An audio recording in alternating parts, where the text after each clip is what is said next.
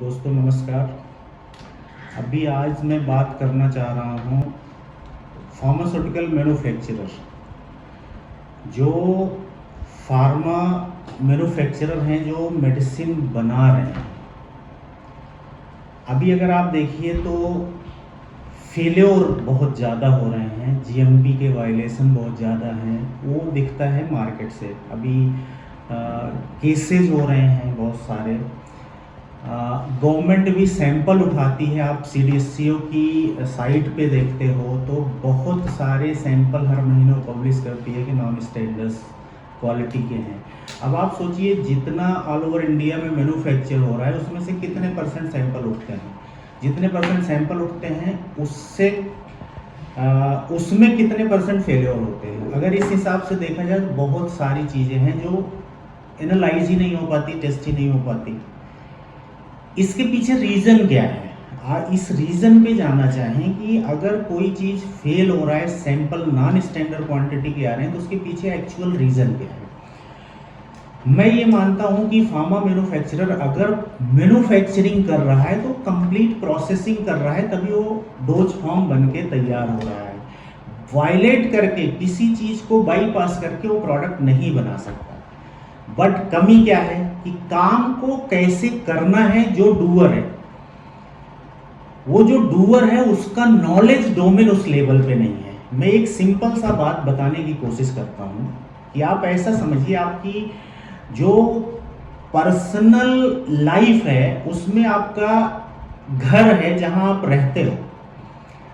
अगर वहां पे घर बहुत अच्छा है, पैसा भी बहुत अच्छा लगा दिया, सारी चीजें लगा दी, अगर वहां पे behaviour of person, knowledge of person proper नहीं है कि क्लीनिंग कैसे रखनी है, डिजाइन कैसे रखनी है, फ्लावर पॉट कहाँ रखना है, चीजें कहाँ रखनी है, ये चीजें अगर उसको नहीं पता है और उसमें वो इंटरेस्ट नहीं ले रहा है तो वो चीज प्रॉपर ऑर्गेनाइज नहीं होगी। सेम होता है फार्मा प्लांट।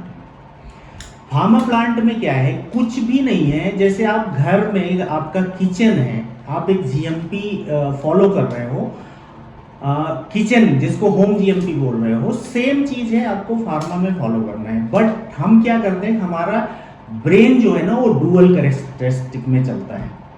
डुअल कैरेक्टरिस्टिक में जो चल रहा है, मेन चीज ये कि जिस चीज से हम अर्निंग कर रहे हैं, जिससे मेरा सारी लाइफ है, मेरी गाड़ी, मेरा घर, सारी चीजें उस मेरे प्रोफेशन से है जिससे मैं ले रहा हूं, उसको हम इंप्रूव करने के बारे में नहीं सोचते।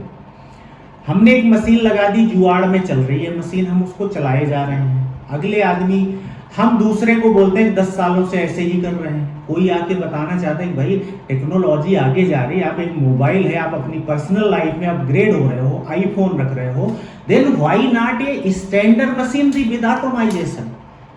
आप उधर इन्वेस्ट नहीं करते जिससे पैसे मिलने हैं।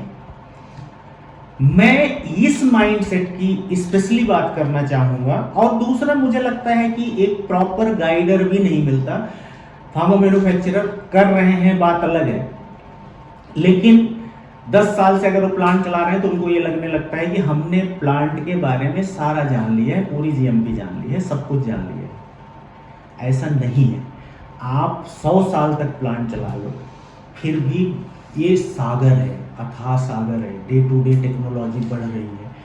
आपको एक गाइडर की ज़रूरत है, एक कंसल्टेंट की ज़रूरत है। आपकी बॉडी में कोई प्रॉब्लम होती है, आपको बॉडी पूरी पता है, वहाँ बात है क्रिटिकल, आप एक डॉक्टर को जाते हो, डॉक्टर जैसे बोलता है वैसे करते हो, वहाँ फिर अपना दिमाग नहीं लगाते हो।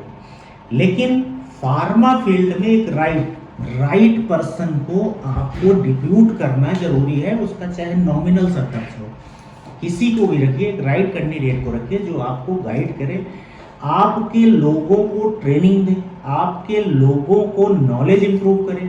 अगर टीम आपकी प्रॉपर है, टीम का नॉलेज अच्छा है, तो आप कोई भी ऑडिट, कोई भी जीएमपी, कोई भी चीज, कोई भी डॉक्यूमेंट, सब कुछ कर सकते हो। लेकिन जो वो डूअर हैं, एटलीस्ट उनको ये पता होना चाहिए पहले कि उनको करना क्या है।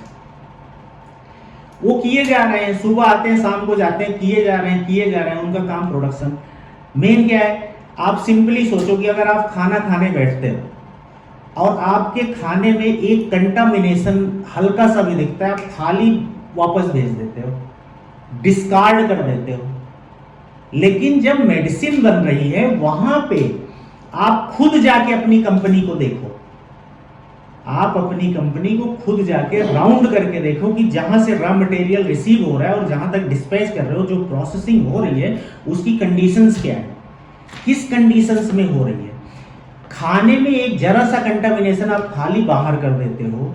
मेडिसिन जो एक किसी की लाइफ को बचाने वाली है, जो किसी के लाइफ सेविंग ड्रग है, उसमें आप लोग कंप्रोमाइज क्यों कर रहे हो, उसमें क्यों आप ऐसा कर रहे हो। आपके पास जो टीम है उनको ट्रेंड कराइए, बाहर से लोगों को हायर करिए, वो फैसिलिटी हम भी दे रहे हैं। देखिए, आदमी पैसा कहीं से भी बिजनेस करके कमा सकता है, लेकिन फार्मास्यूटिकल फील्ड ऐसी है, मेडिसिन मैन्युफैक्चरिंग फील्ड ऐसी है जहां सिर्फ और सिर्फ पैसा कमाने के लिए इंसान नहीं आता। अगर सिर्फ पैसा कमाने के लिए आया है तो मैं एकदम स्ट्रेट फॉरवर्ड ये बात बोलता हूं कि अगर कोई भी मैन्युफैक्चरर इस सोच के साथ आया है कि मुझे सिर्फ पैसा कमाना है एनी हाउ, तो उसको इस फील्ड में काम नहीं करना चाहिए, किसी और बिजनेस में चले जाना चाहिए। इस बिजनेस में आपके पास एथिक्स होना बहुत ज्यादा जरूरी है।